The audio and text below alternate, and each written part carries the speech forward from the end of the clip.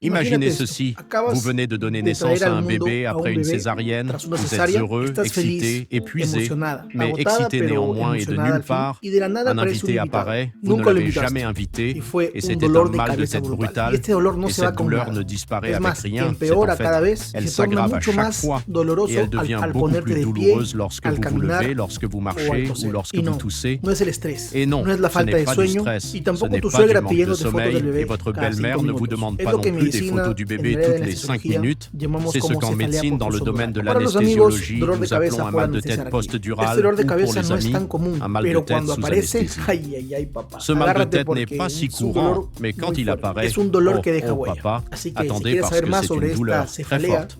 C'est une douleur qui laisse une marque. Donc, si vous voulez en savoir plus sur ce mal de tête post-anesthésie rachidienne, restez avec cette vidéo, car nous savons que l'anesthésie rachidienne ou rachidienne est une technique merveilleuse qui vous permet d'effectuer des césariennes sans rien ressentir de la taille ou du creux de l'estomac vers le bas. Et non, cela n'a rien à voir avec l'anesthésie générale où ils mettent. Pour vous endormir complètement, vous êtes éveillé, mais sans douleur.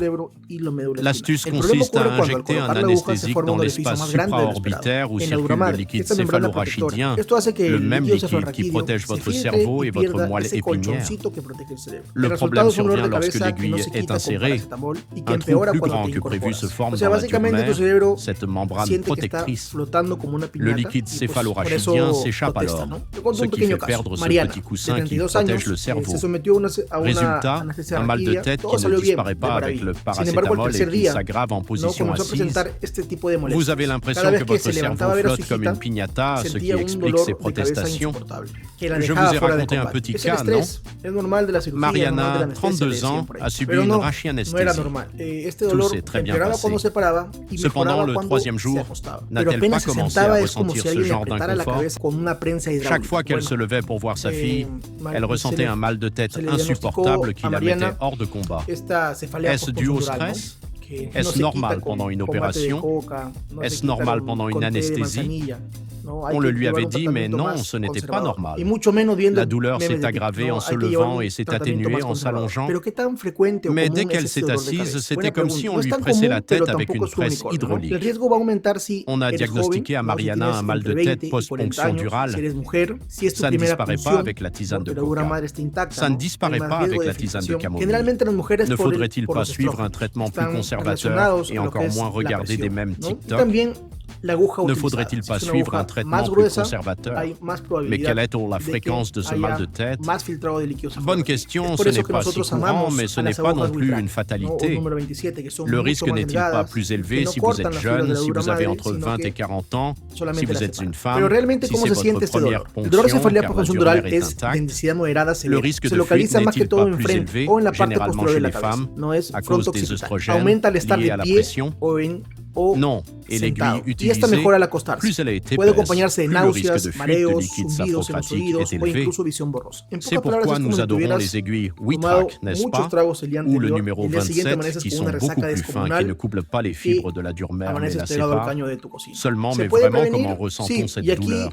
La douleur céphalique, due à la fonction durale, est-elle de densité modérée sévère? Elle est située principalement à l'avant ou à l'arrière de la tête.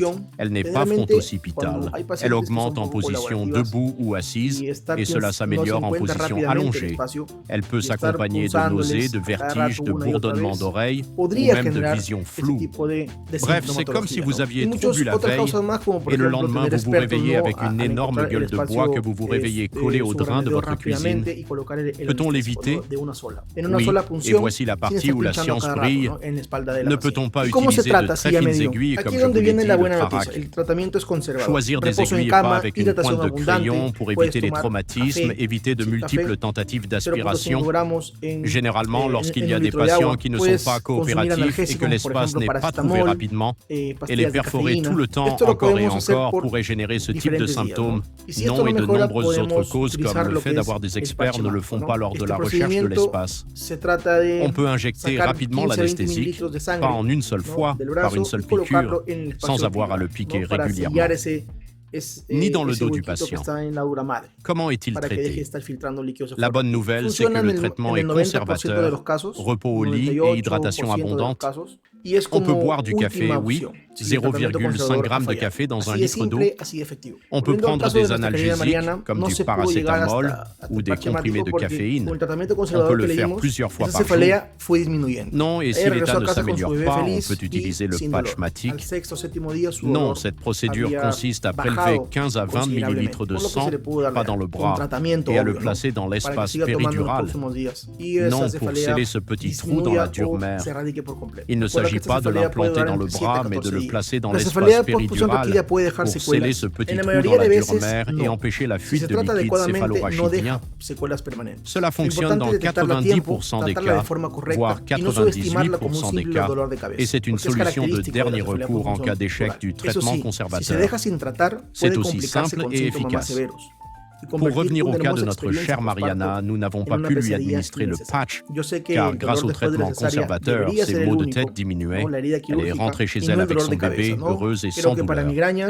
Au 6e ou 7e jour, ses douleurs avaient considérablement diminué, ce qui lui a permis de sortir avec un traitement, évidemment, mais pas pour continuer à le prendre les jours suivants et que ses maux de tête diminuent ou disparaissent complètement. N'oubliez pas que ces maux de tête peuvent durer de 7 à 14 jours. Les céphalées post-pulmonaires peuvent-elles laisser des séquelles? Dans la plupart des cas, non. Si elles sont traitées correctement, elles ne laissent pas de séquelles permanentes. L'important est de la détecter à temps, de la traiter correctement et de ne pas la sous-estimer comme un simple mal de tête, car elle est caractéristique de la céphalée durale post-mousson. En effet, non traitée, elle peut se compliquer et entraîner des symptômes plus graves, transformant une belle expérience post-partum en un cauchemar inutile. Je sais que la douleur après une césarienne devrait être le seul facteur, et non la plaie chirurgicale ni le mal de tête. Je ne pense pas que la vie quotidienne soit suffisante pour les migraines. En conclusion, rappelez-vous que la rachianesthésie est sûre et efficace et reste la meilleure option pour les césariennes, mais comme toute intervention médicale, elle n'est pas sans risque. La céphalée post-ponction durale est un effet indésirable qui, bien que rare, mérite d'être connu. Et voici l'essentiel. Si vous savez ce que c'est, comment la prévenir et la traiter, vous avez déjà gagné 90%. C'est pourquoi j'ai réalisé cette vidéo pour vous aider à la reconnaître et à savoir comment la soulager et faire disparaître rapidement ce mal de tête. Hydratez-vous avec de l'eau, du café, du paracétamol, du NO, des corticoïdes et des anti-inflammatoires. Si vous êtes enceinte et que l'anesthésie vous inquiète pendant votre césarienne, rassurez-vous.